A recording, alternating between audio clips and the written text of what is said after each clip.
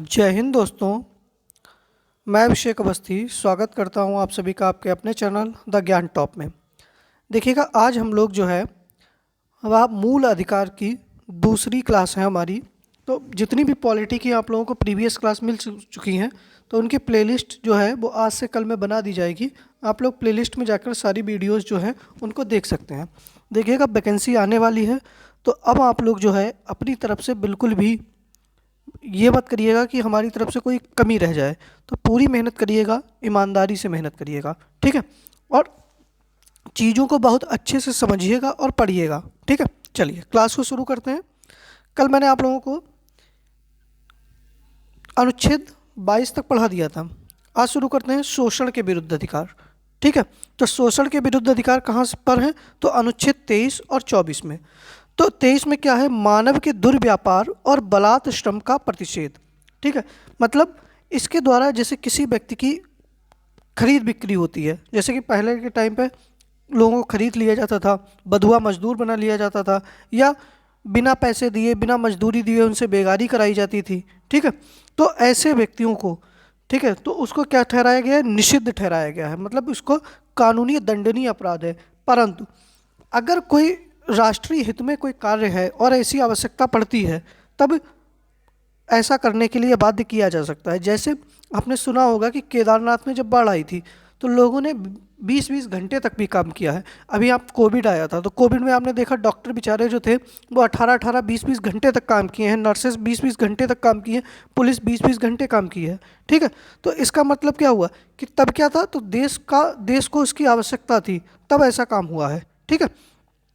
तो अनुच्छेद 24 में क्या है? बालकों के नियोजन का प्रतिषेध, ठीक है। जो भी 14 वर्ष से कम आयु के बच्चे होंगे, कितनी? 14 वर्ष से कम आयु के बच्चे,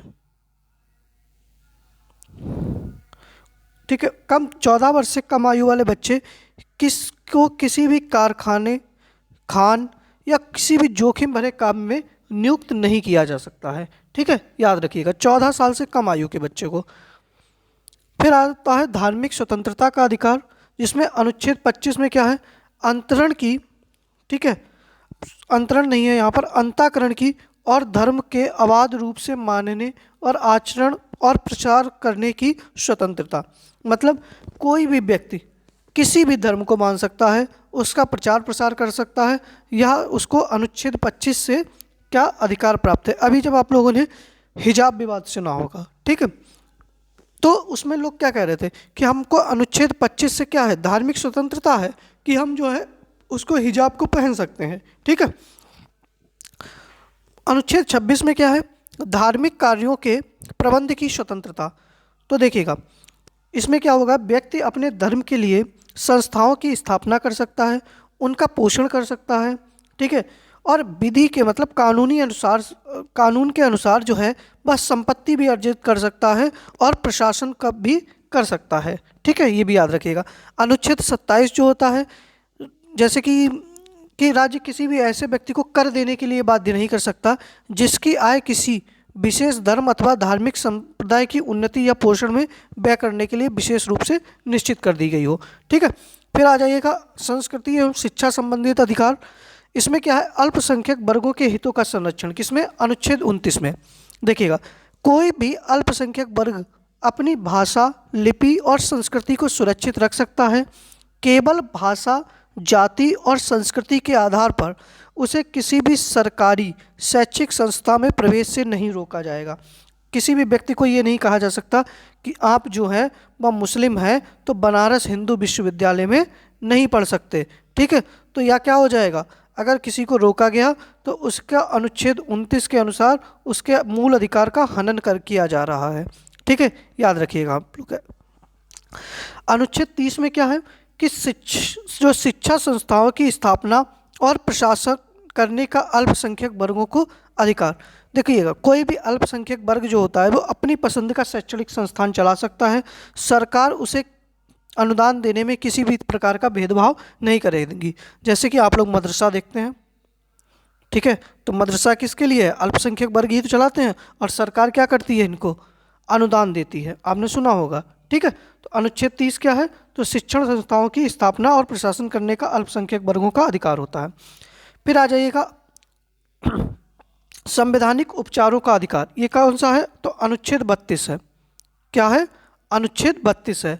और डॉक्टर भीमराव अंबेडकर ने इसको संविधान की आत्मा कहा है। ठीक है, संवैधानिक उपचारों का अधिकार जो है इसको भीमराव अंबेडकर जी ने संविधान की आत्मा कहा है। अनुच्छेद 32 जो है वह मौलिक अधिकारों को परिवर्तित कराने के लिए समुचित कार्यवाहियों द्वारा उच्चतम न्यायालय में आवेदन करने का अधिकार प्रदान किया गया। अब देखिएगा, अगर किसी के मौलिक अधिकारों का हनन हो रहा है तो अनुच्छेद 32 के तहत उसको संवैधानिक उपचार दिलाए जा सकते हैं।